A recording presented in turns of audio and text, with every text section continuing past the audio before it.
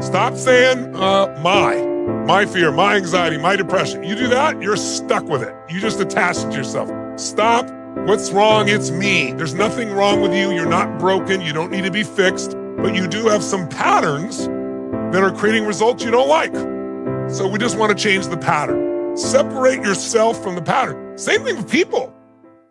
Stop saying, my fear, my anxiety, my depression. You do that, you're stuck with it. You just attach it to yourself. Stop.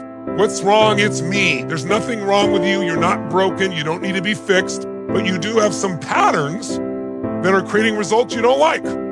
So we just want to change the pattern. Separate yourself from the pattern. Same thing with people. Stop saying, my fear, my anxiety, my depression. You do that, you're stuck with it. You just attach it to yourself. Stop.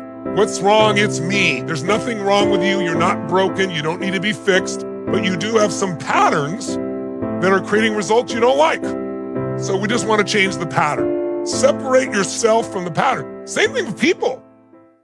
Stop saying, my fear, my anxiety, my depression. You do that, you're stuck with it. You just attach it to yourself. Stop.